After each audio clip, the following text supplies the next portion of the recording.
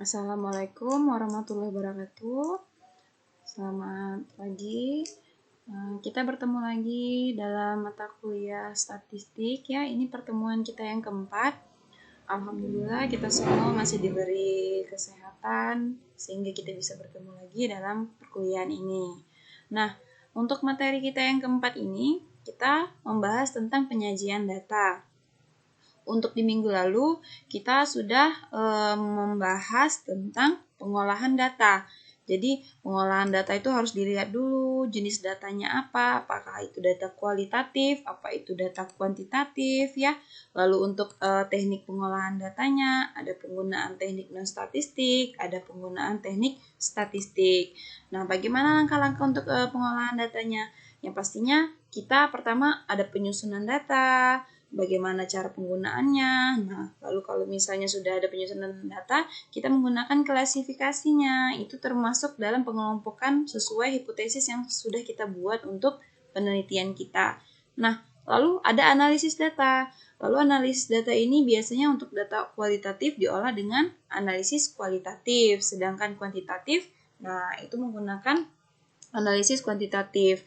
Jadi dengan tugas yang saya berikan di minggu lalu untuk saudara membuat tentang penelitian kualitatif dengan contoh sampel dari penelitian tersebut, saya harap saudara paham bagaimana cara penggunaan dari penelitian kualitatif.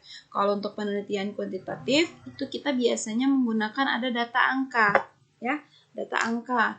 Nah, itu biasanya ada di bursa efek atau kita menggunakan sebuah penelitian yang memang kita usut angka sampel atau organisasinya harus kita jelaskan berapa sampelnya. Makanya saya suruh saudara menggunakan yang kualitatif karena kualitatif kan bisa di terka-terka dulu karena dia masih random gitu. Baik, saya mengingatkan kembali untuk tugas setiap kali pertemuan mohon saudara upload di e-learning. Untuk tugas di minggu lalu kalau misalnya belum saudara beri kerjakan, nggak apa-apa ya, bisa di-upload ulang sehingga saudara ada nilai nanti yang mana kalau misalnya saya nilai itu berarti saya anggap hadir dalam, apabila saudara mengerjakan saya anggap saudara hadir dalam mata kuliah yang saya sampaikan. Baik, dalam pertemuan keempat ini kita materinya adalah penyajian data. Ya, mohon dipahami. Nanti kalau misalnya ada yang nggak ngerti atau kurang pahami bisa tanya ke saya. Jangan lupa setiap kali menghubungi dosen yang bersangkutan baik di e-learning maupun via WhatsApp, saudara sebutkan nama, NIM, dan mata kuliah yang saudara ampu ya. Sehingga yang saudara tanyakan, sehingga saya juga bisa dengan baik memahami apa pertanyaan dari saudara. Baik, pertama kita masuk di pokok bahasan yang mana tujuan penyajian data itu apa, bentuk-bentuk penyajian data, lalu syarat atau prosedur pemilihan bentuk penyajian data. Ya, penyajian data ini dipengaruhi oleh skala variabel. Jadi bentuk penyajiannya ada berbentuk dalam narasi. Narasi ini biasanya informasi ya, informasinya bisa berubah narasumber. Nah, narasi itu merupakan informasi yang penting yang disampaikan. Itu bentuk penyajian data. Tabel, bentuknya sederhana. Jadi maksud dari pembuatan tabel ini, penyajian data berupa tabel adalah menyederhanakan dari sebuah informasi tersebut. Grafik, grafik ini maksudnya mudah dipahami, biasanya mempunyai arti nilai. Jadi berapa nilainya itu mudah dipahami apabila data tersebut disajikan dalam bentuk grafik.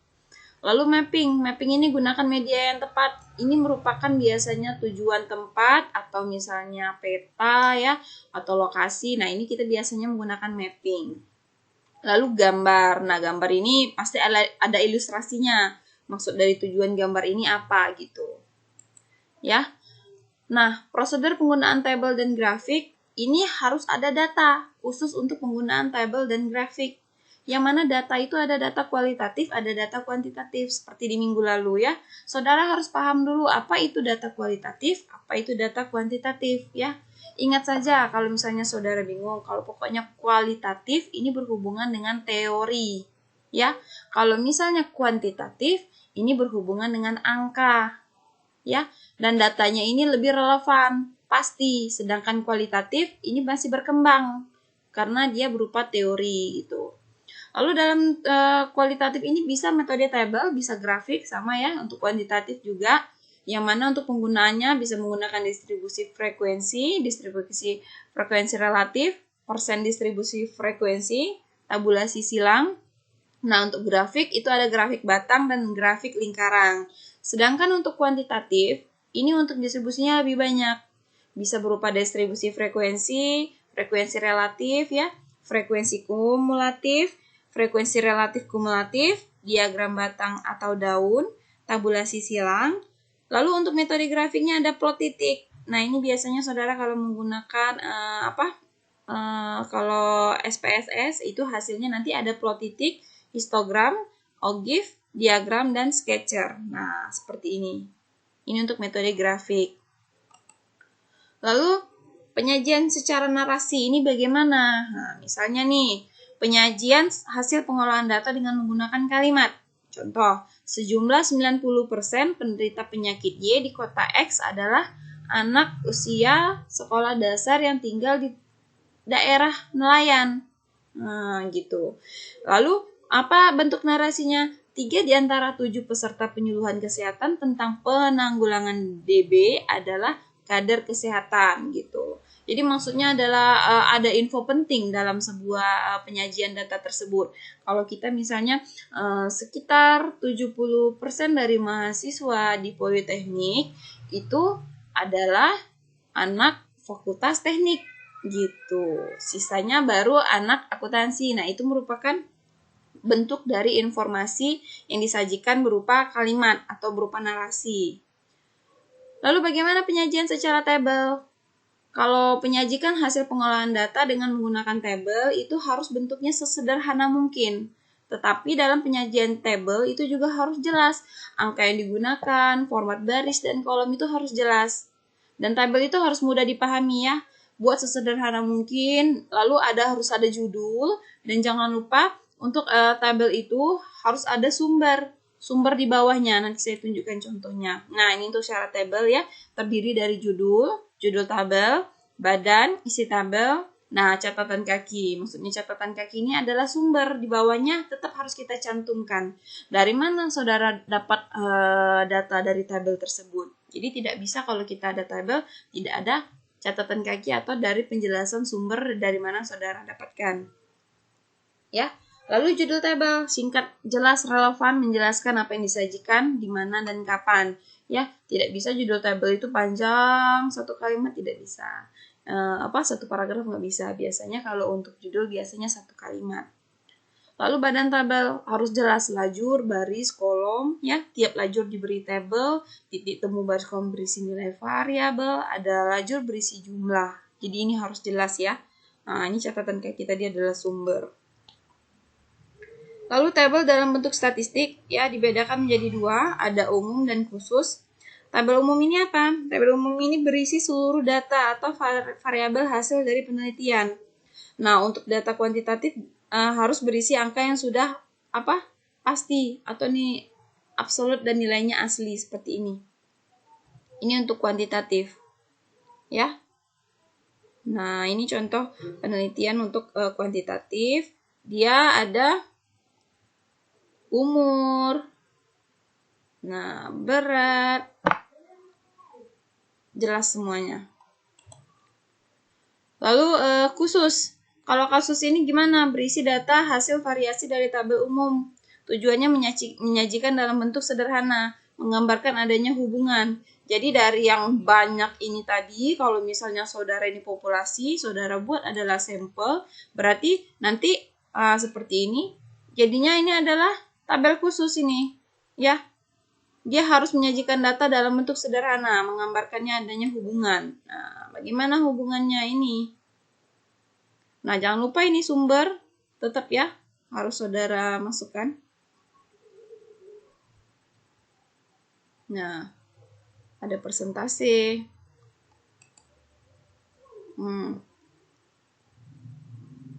Hubungannya seperti apa? Ini jumlah. Jadi ini harus jelas ya, saudara. Kalau misalnya dalam tabel khusus itu lebih disederhanakan lagi. Ibaratnya kalau yang umum itu saudara buat tabel populasi misalnya. Lalu sampelnya adalah yang tabel khusus berarti. Lalu penyajian grafik. Menyajikan hasil pengolahan data dengan grafik atau diagram tertentu. Penyajian perhatikan skala pengukuran data. Jadi kalau grafik ini kan menggunakan nilai, ya. Jadi saudara harus jelas dulu pengolahan datanya seperti apa. Lalu pastikan skala pengukurannya seperti apa. Nah, ini biasanya dalam penelitian itu ada skala rasio, interval ya, ordinal, nominal. Nah, itu yang dipakai. Syarat grafik sama ya, ada judul, ada badan grafik.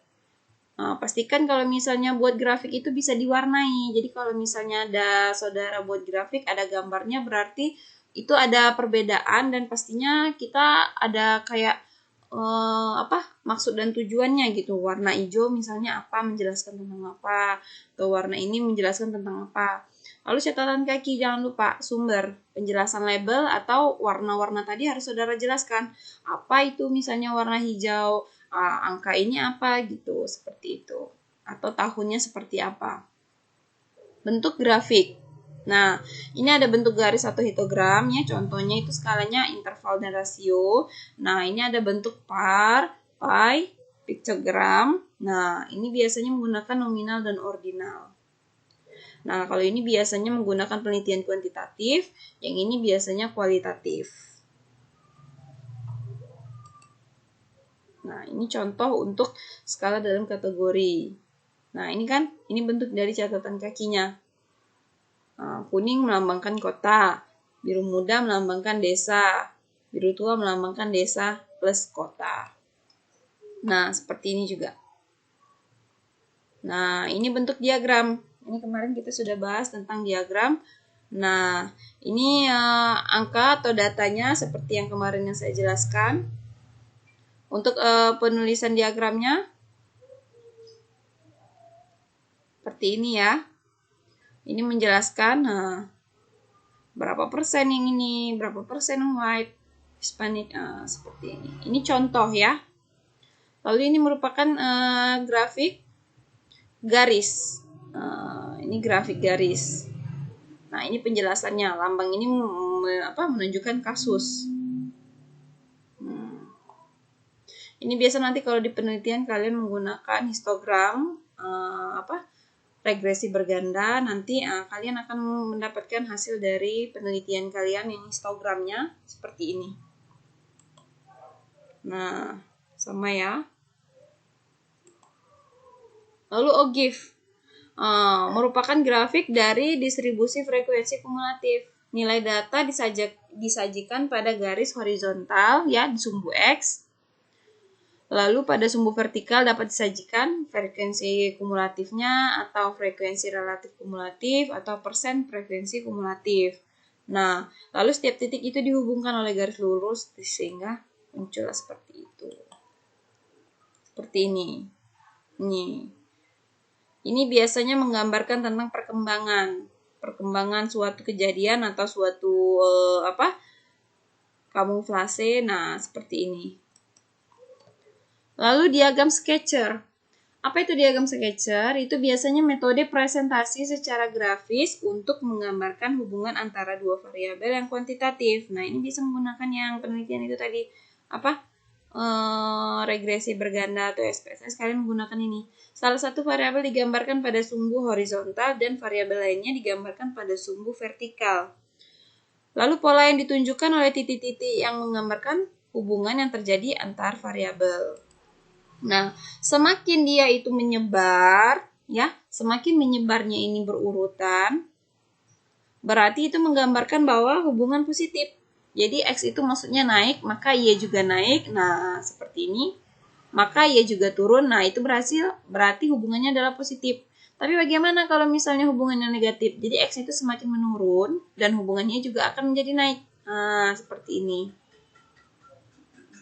Ya.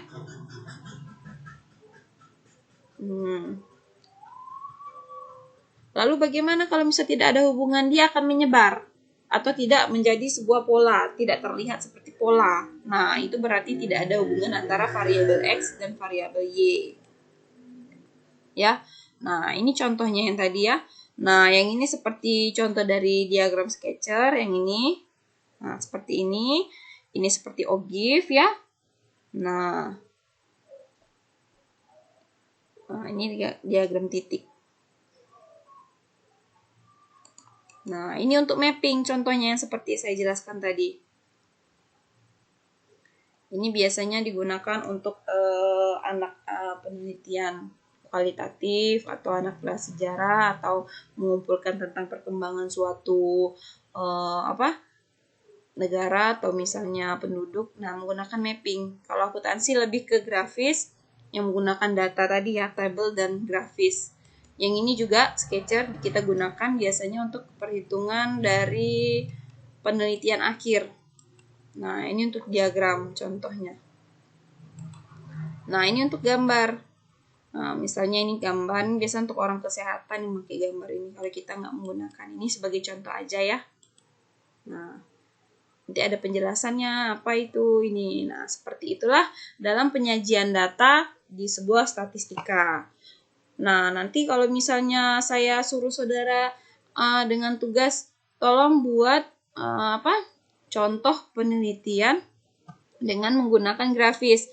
Jadi, saudara jangan ambil penelitian yang semuanya seperti kayak ada pendahuluannya, ada hipotesisnya, bukan. Jadi maksud saya itu ambil sebuah penelitian, ini contoh kecilnya ya, jangan bukan yang seperti ini, tapi ini contoh kecilnya. Misalnya ada berapa persen yang tadi dalam akuntansi, misalnya 70% mahasiswa di Politeknik merupakan mahasiswa teknik, gitu kan?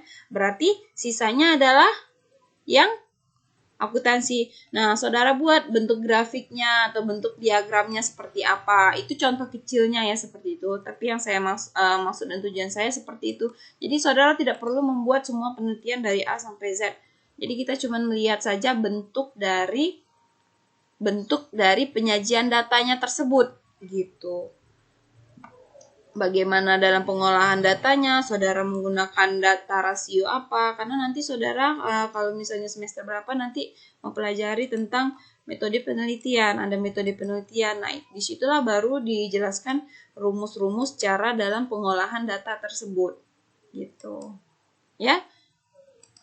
Baik, saya rasa cukup untuk penjelasan saya materi yang keempat ini di statistik tentang penyajian data. Kalau misalnya ada yang bingung atau misalnya tidak paham dengan apa yang saya sampaikan, bisa saudara baca literatur yang saudara punya atau googling ya, atau misalnya saudara bisa menghubungi saya secara langsung, tapi jangan lupa tulis nama, NIM, dan mata kuliah yang saudara maksud.